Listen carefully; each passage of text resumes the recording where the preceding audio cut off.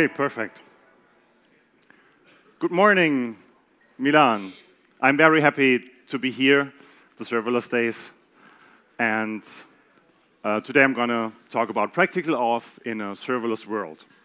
Let's see if that clicker works. Perfect. Yes, I am Andreas Grimm, and obviously I love serverless, and this is also why I recently joined the Serverless Berlin meetup to help out there. And I also love domain-driven design. Let me ask all of you, whoever has heard of domain-driven design, of that approach? Oh, at least 1/3. That's nice. So I founded the domain-driven design meetup in Berlin in 2015. And I love event storming. Who has heard of event storming? Let me know that. Oh, also, that's nice. I'll get into a little bit more detail later why that is also very interesting in relation to, in regards to serverless. And I also love JavaScript and TypeScript, and this is why I also helped the FullStack.js meetup in Berlin. I work at a company called Achelios, and Achelios is doing real estate, doing residential property renting, and is also active, like donating to UNICEF, for example. We spend quite some resources also for such projects. I work in Berlin because I live in Berlin. This is the Berlin office of our company, and almost all the software development is happening there in Berlin. And like I said, it's about real estate, and we develop internal business applications. Like 3 years ago, it was decided to replace all of our internal ERP systems, or the third-party ERP systems that we bought because they were not flexible enough. We again bought things off the shelf that we could, but in a global aspect, because we also grew and are operating in 7 countries, but only 10 cities in Europe and in North America. And yeah, we started with serverless, with Azure Functions and everything that the Azure Cloud provides in terms of serverless approach, and also our container-based and use 2/3 Kubernetes and 1/3 serverless approach today. And I myself, I'm responsible for the identity and access management architecture there. That means stuff like single sign-on when we have different applications that mostly today integrate via URL links, so no fancy front-end microservices or something yet, at least. And in general, I'm concerned about security and try to apply best practices there. And yeah, also domain-driven design and event storming that in a big enterprise takes somewhat longer, especially when you have like the traditional project management approaches. It's harder to bring in some more modern approaches. And I very much care about community. I'm from the community. I try to give back to the community.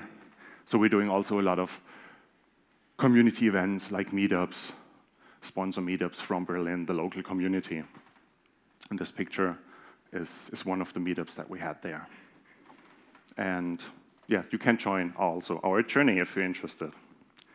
So the agenda for today is, that's kind of what is my definition of serverless. I really try to cut that down because most probably parts of that are wrong by now after Jeremy's talk today, but I'll tell you about why I like serverless, so my serverless story. And then what's so special about serverless and auth. This is really important that you see that in context if you have this definition of serverless and then in regards to authentication. And then we do some quick auth fundamentals so that you have the big picture when we talk about first how to protect a serverless API, and then after that, how to access an API from a function, a serverless function. Okay, what is serverless? There's not much to add to Jeremy's talk. So if you rewatch the video, make sure you watch Jeremy's video first. I mean, you all heard the talk. That's like one simple way I like to use that to explain to not so tech-savvy people what serverless is if they ask me what I'm doing. This is like Gojko Arčić came up with this. It's like Wi-Fi. There are still cables, but you don't care about them anymore. Similar to servers. And yeah, that's some aspects like auto-scaling, high availability, and which is very important, it's a charge based on usage. And there are different, there's a scope. Let's say pay-as-you-go is more broad. That means what exactly does that mean? It can mean like per request or per transaction, which is more honest than pay-per-use is also like broader. That can be in ranges, like for the first 10,000 requests, or for every further 10,000 requests, you pay this amount of money. What's very important is there's no idle costs. It's also called a scale to zero, that you don't use it, you don't pay for it. And serverless enables something called FinDev, which Jan Kui talked about in this video, which I think is also very, very interesting to see what you can do once you have this exact costs of each transaction or request. And with providers like Lumigo or Epsagon, where you have absolute cost monitoring to give back that advantage to your customers so that they also have this payment model. And just like Jeremy said, with Salesforce or other providers, mostly you have this monthly amount you pay per user or something. It's not the real, let's say, serverless payment model. And yeah, serverless is serviceful, but you heard a lot of that, so I skipped that.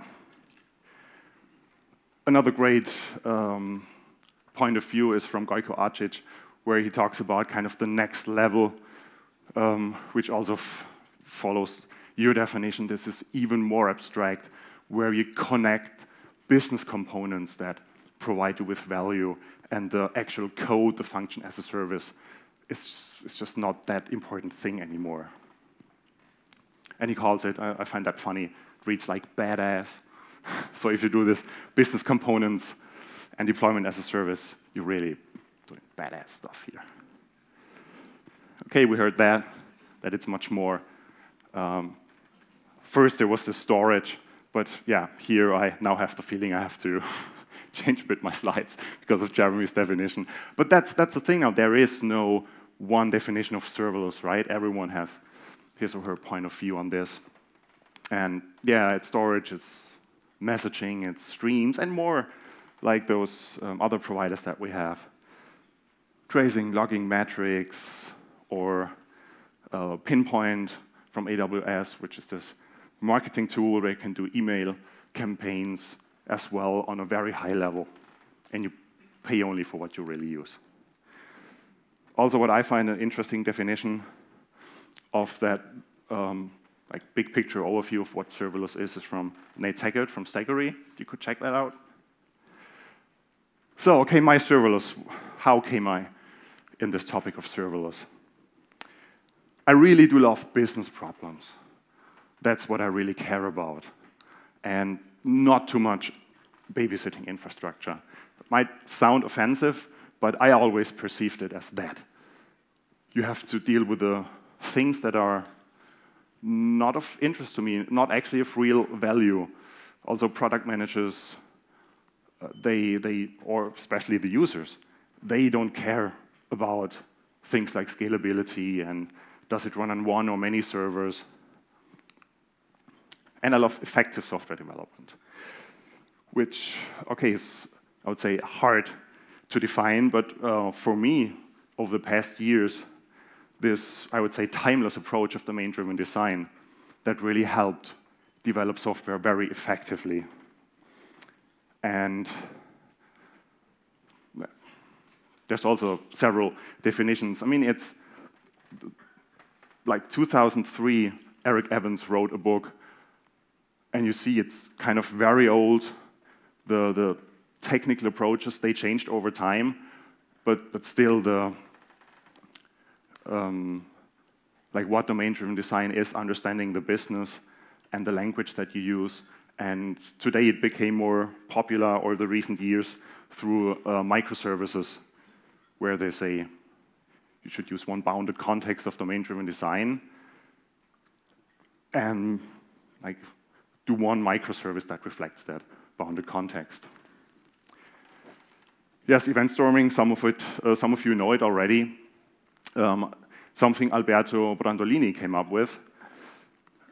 And it's like an interactive workshop, sometimes a bit chaotic, but it's about modeling your business processes as a whole by brainstorming events.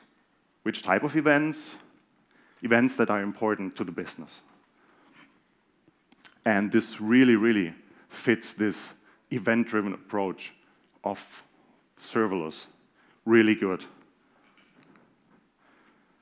And we are doing that. That is from our Berlin office, where we occasionally also do those event storming workshops.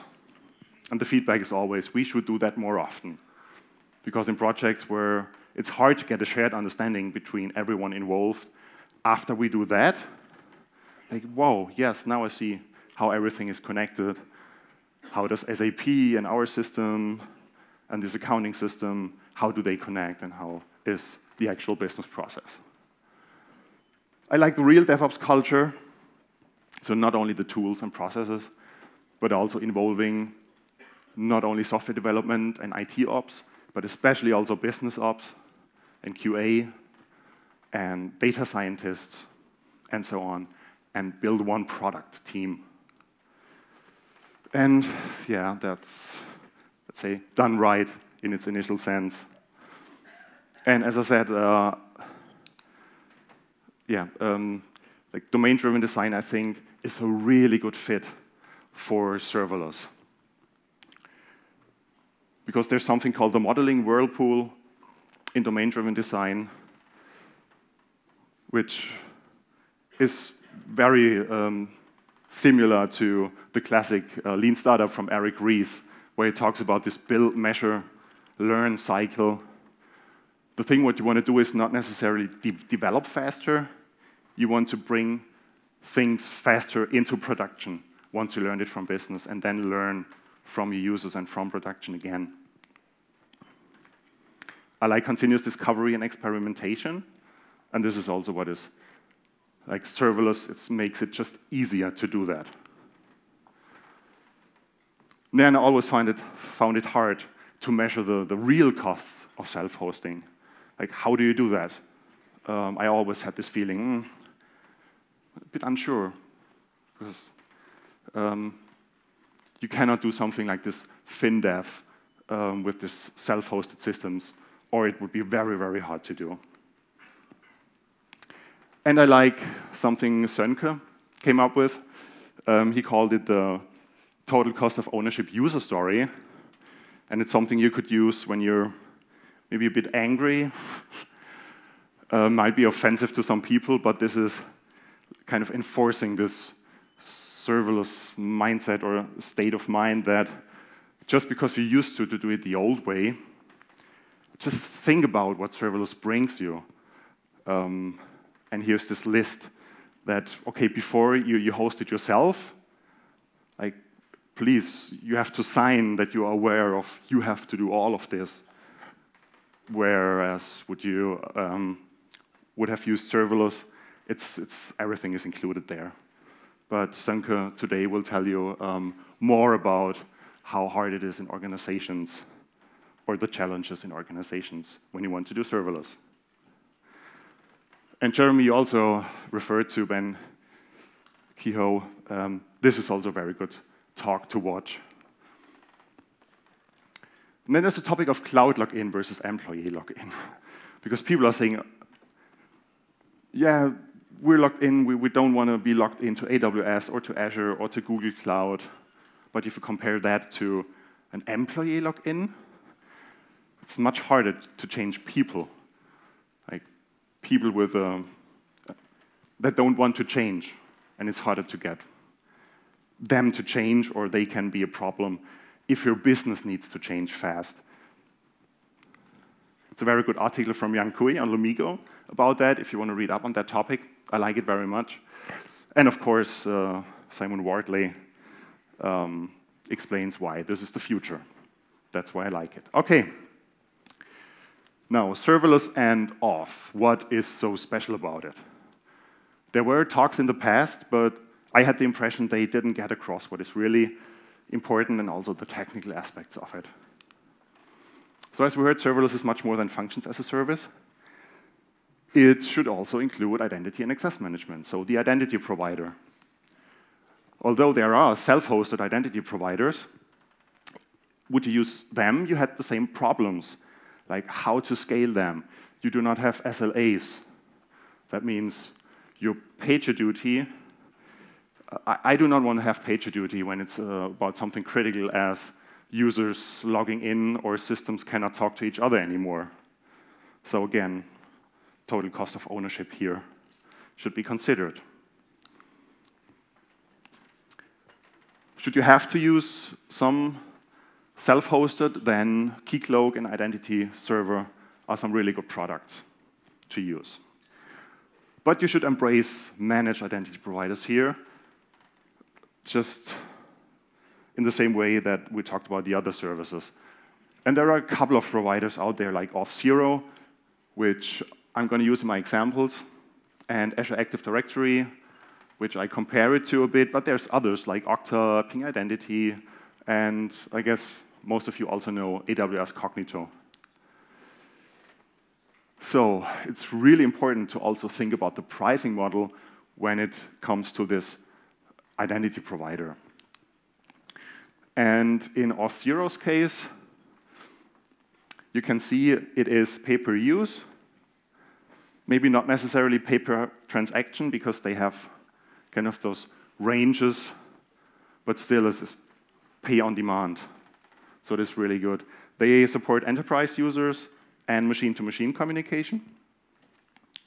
Enterprise users mean something like not B2C, business-to-customer scenarios, but like people in enterprises, they typically are based in a user directory that is Active Directory or something LDAP, LDAP-based.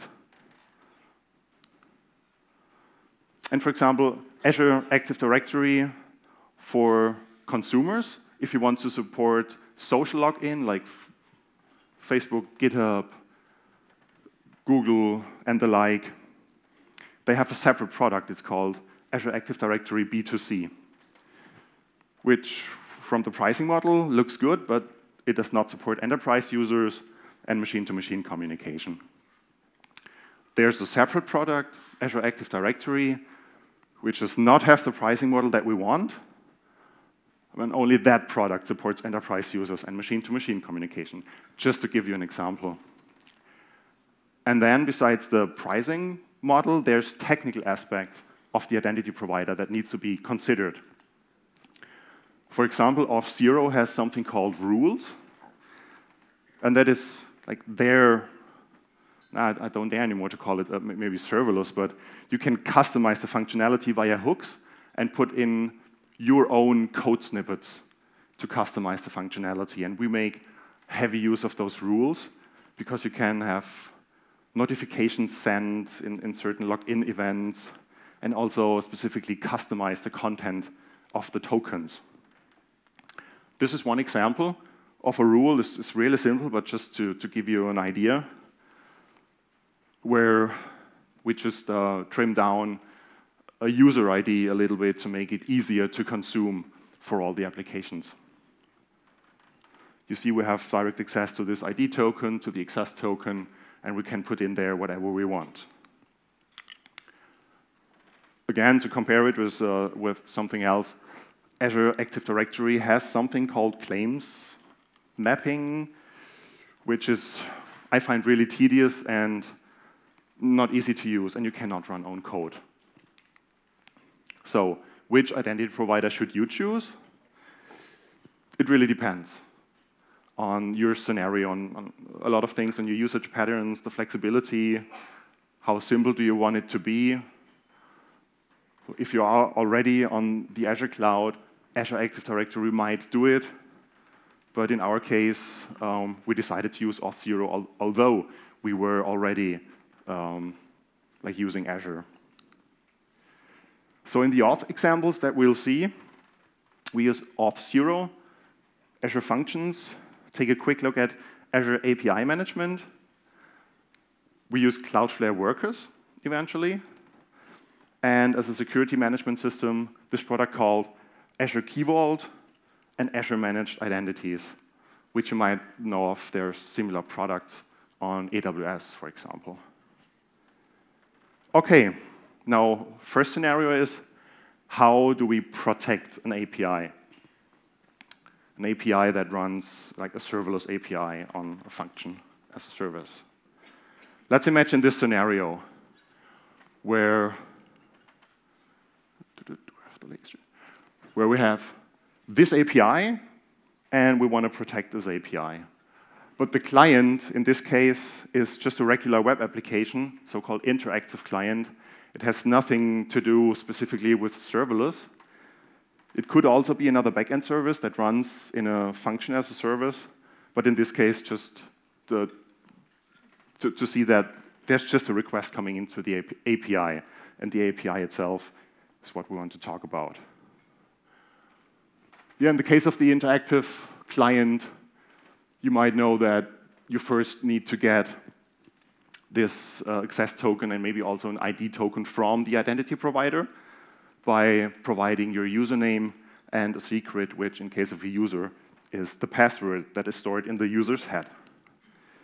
So this interactive client is not related to serverless, for example, browser or native app, but the API is. And the question is now, where do we validate this JWT?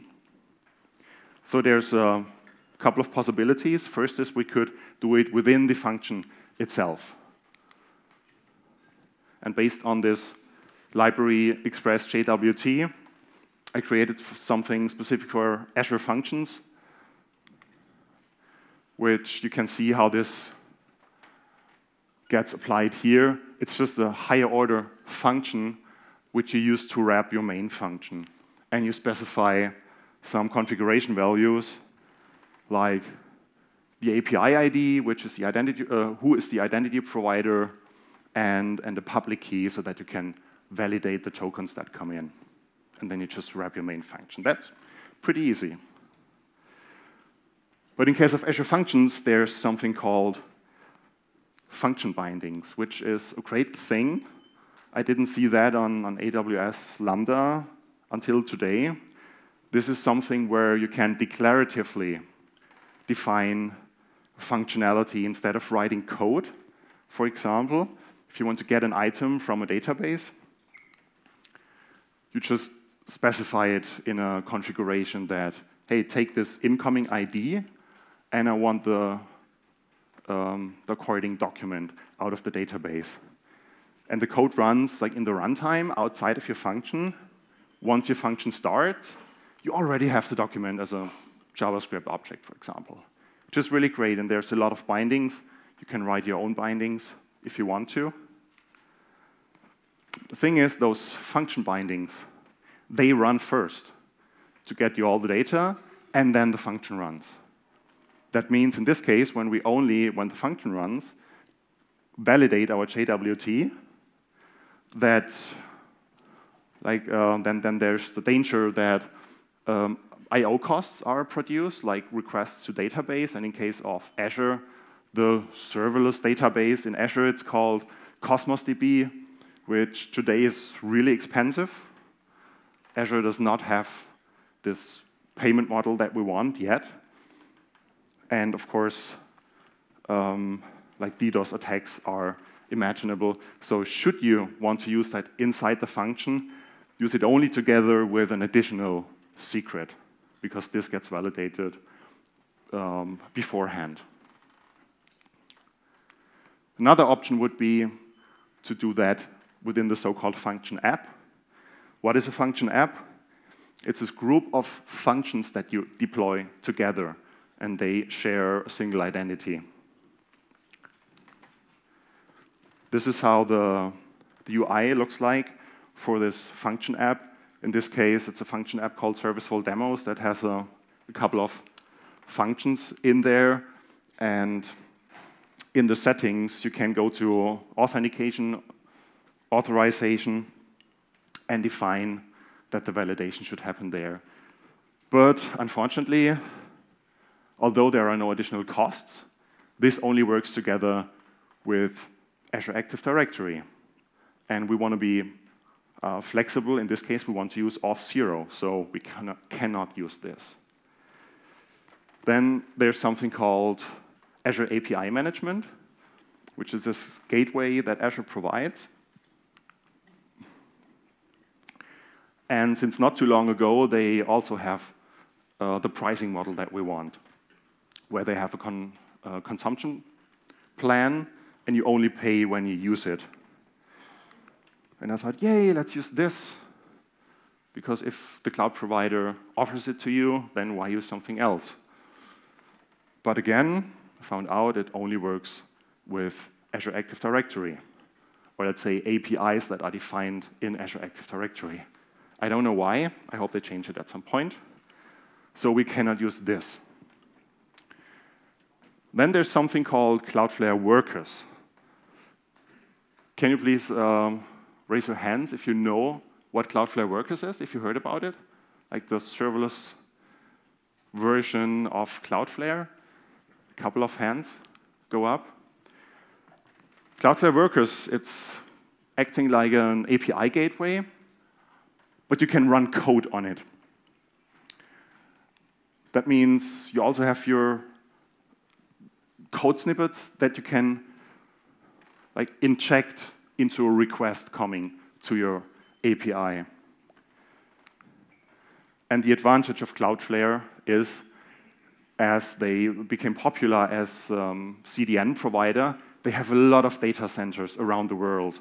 And now they opened the data centers so that you can run code on their data centers. So we're talking about edge computing here, which gives you also a big advantage in regards to performance.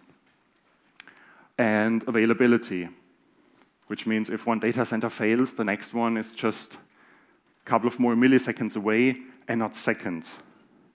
It's based on V8 engine. It runs JavaScript code. That means it's really quick. You have almost no startup times here. Cold start is not that big of a problem. And the good thing is, you can use WebAssembly. That means if you don't like JavaScript or TypeScript, you just use Rust or Go, whatever you like that compiles down to WebAssembly, and you can run it there. And they have a pay-per-use pricing model, which is good. You pay in bunches of requests. It starts at $5, but if you want to experiment with it, to make it easier for us developers, at JSConf EU, they announced there's now a free tier that you can use. Or in their free tier, you can now also use workers to check them out and experiment with them. Now, how does that look in Cloudflare? It's really easy. It implements the Service Worker API. You might be familiar from front-end development when you did progressive web applications, that there's this thing called Service Worker where you can intercept a request, do something in between, and then forward the request. And here in this case, we're validating the JWT. And again, that's the usual stuff to do there. Check the signature, if it has expired, if it's for the right API. I spare the details here. But we can then just forward the payload of the JWT. So we took off the burden to validate the JWT from the application and put it in this one place. It happens faster, it's more secure, and you would just consume the payload in your function, and you do not have to worry about authentication anymore. So you see it's just the JWT payload that we need to access. And there's something called authenticated origin pools, where either with a shared secret or, if you want, certificate-based, you can ensure that only the Cloudflare instance can access your actual API. Okay, now to the second part. How do we access an API from a function, a serverless function? The API itself, in this example, does not need to be serverless necessarily. In this case, in this demo that we see later, it is. But now it's about a machine-to-machine client. That means it's not operated by a human, but it runs inside your back-end process. And we want to either synchronously or asynchronously, hopefully, fan out to other systems, like in this case, this API 2 from our backend. Then what we need to do is we need to get an access token from the identity provider. That means we need to send a client ID and a client secret to the identity provider. The question is, where do we store that information? Like in the code? Like whoever stored secrets in the code? Come on, I did. I guess everyone did, and if you claim not, you're just not knowing. But okay, that's clear, not in the code. As an environment variable? Yeah, I mean, that's one way to do it, to store it as, or access it as environment variable, and just rely on that in a secure way during runtime, you're being provided with that secret as an environment variable. So yeah, in this case, we talk about a machine-to-machine client that runs in a function. It's stateless environment, but at least partially. Once you start to scale out, then definitely we need to care about this stateless aspect of it. And now where to store the secrets. There's this secrets management system called Azure Key Vault. And like with our identity that we give the function, we can say, hey, Key Vault, please give me the secret. This happens during runtime. And when we have the client secret, it's provided as an environment variable. We can then use that secret, like you saw before, send it to the identity provider. And when we acquired that secret, we can also say, Key Vault, please store that access token that we got back. Because this is also a secret, right? You can access other systems with it. So you should also treat it like a secret. And then for every request that we do, after we stored that secret securely, we can say again with our identity, relying on this cloud internal trust relationship, can say, Key Vault, please give me the access token that I use to talk to this API, to get back some data. This is how we do it in Azure. It's called Azure Managed Identity. It's pretty new compared to AWS, I would say, but finally they have a better security model here, which would be the IAM roles if you compare it to AWS. And here in the secrets management system, Key Vault, you go and put in the secret that you need to use in the machine-to-machine client.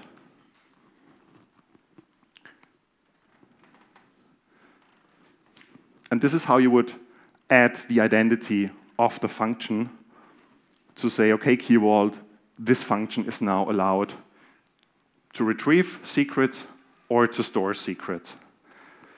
But if you want to follow the principle of least privilege, consider many Key Vaults per resource, per function.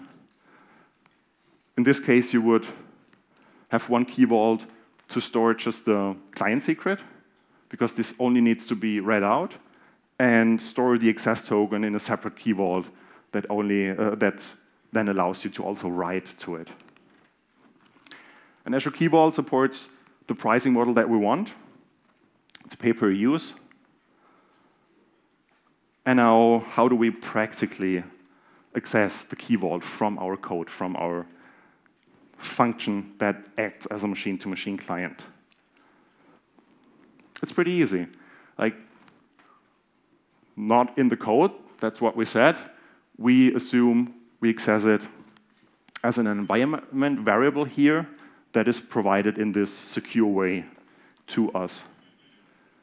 And you see, we just define, we want to talk to this API, this is the URL, and this is us, the client ID, and so on. And then in the function app, like in this group of functions, you have something called key vault references, which is a good way. You say, I point to the place in the secrets management system where the secret value is that I want to use. And during runtime, this secret gets retrieved and created as an environment variable. This is how we get a token from the identity provider. We saw on this when we first need to send the request to get the actual access token. It's really easy then. Everything is there as an environment variable. And this then is just one request to get the data from the actual API. See, we just need to specify this bearer token as authorization. Whoops. Yeah, let's see a quick demo of it.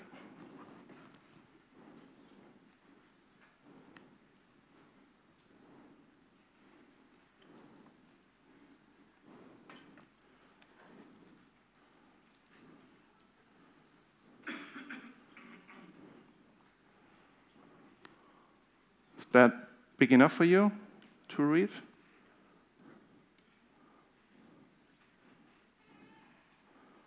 Okay, here we have just a demo API, and it should get us a serverless cat in this case. And let's send a request to that API. You see, oh, my bearer token seems it's outdated. But it's pretty easy. In Auth0, this is where we configure this API in Auth0.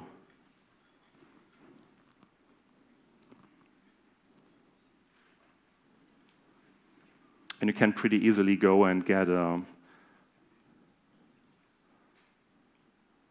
new access token here for demoing purposes, and now hopefully we get back our serverless cat.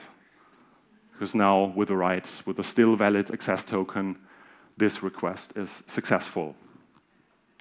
But it's really quick look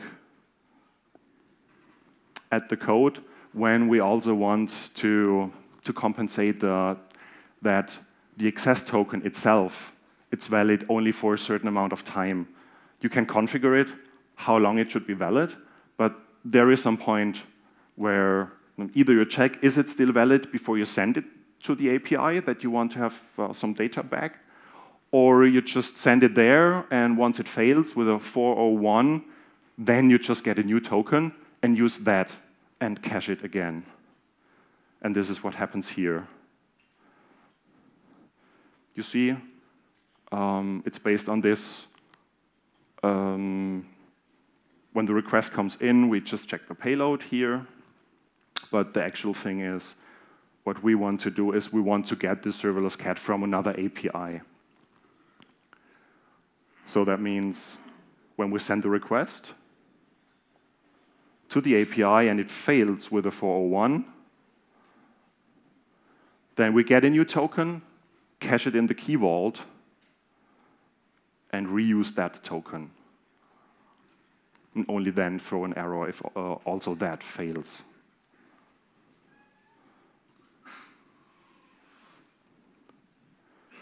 It's pretty easy here. We rely on this cloud internal identity, so we don't need to use some secrets here or provide those initial secrets to even access this secrets management system. if you ever used in your Kubernetes cluster something called Vault from HashiCorp, let's say who uses Vault from HashiCorp? A few, 5 maybe. It's there, it's pretty hard to do this initial trust relationship or define this initial trust relationship. Here, this cloud internal, it's easier. This vendor-specific cloud internal trust relationship.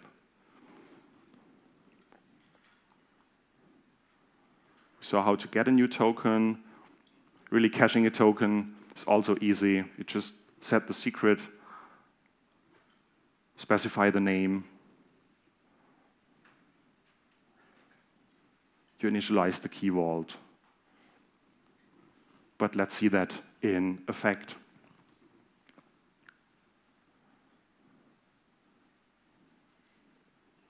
Because this is the second demo that also deals with caching the access token now.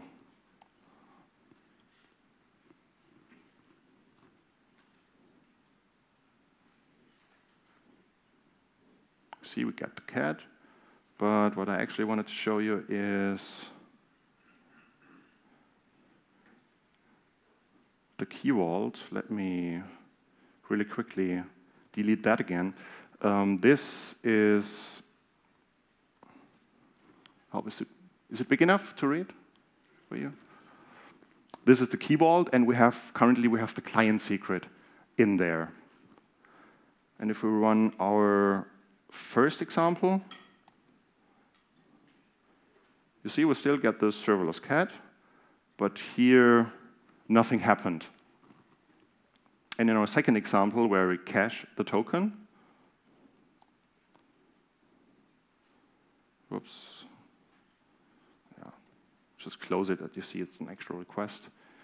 We also get our serverless cat, and in this case, though, we now have a new entry here, which when we look at it, say show the secret value, you see this EY, that's a typical signature of an access token. And yeah, that's how we cache the access token. And should we, in case we delete it, let's say it's not there anymore. So either it's invalid or it's the first time it's not there because it's the first time we do the request. Yep, it's there again. This is how the caching works. So yeah, that was it with the demos. So what is really important is, should you want to validate your JWT token in the function, then do it on top of a shared secret, on top of an API key, at least in case of Azure Functions. And consider the possibility of Cloudflare workers, which is very interesting. In our case, it's a better fit because we have now not only Azure Cloud, but also AWS, and we have this provider-agnostic solution to do that. You put off the burden of security, of this part of the security, from the applications. But it might also be totally fine to use your cloud internal offerings of the services, like from the gateway from AWS. And the key point here with the caching is that a token is valid, so like an access token is valid for 24 hours in case of this machine-to-machine client, and you should reuse this token for those 24 hours that it is still valid. Because otherwise, for every new token that you get, because it's pay per transaction in this case, you just pay more. So this is really a good way how you can reduce your costs. And I have time for question? Any questions? Maybe one question? Otherwise, you can also approach me in the hallway in the coffee break if you have any more Any questions? We have time for one. One question.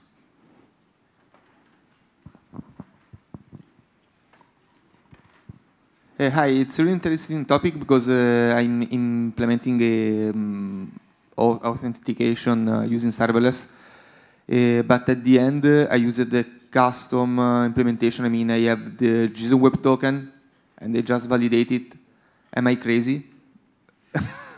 I mean, do you think that it's worth a UI I recommend to use another service? I just do it with no framework by hand, with a JSON Web Token with a secret. I mean, just validating. Just validating in the sense that, yeah, you use something based on this Express JWT or one of the libraries written by those security experts. Yeah, Express JWT is by Auth0. It's at least created by them and maintained also by the community.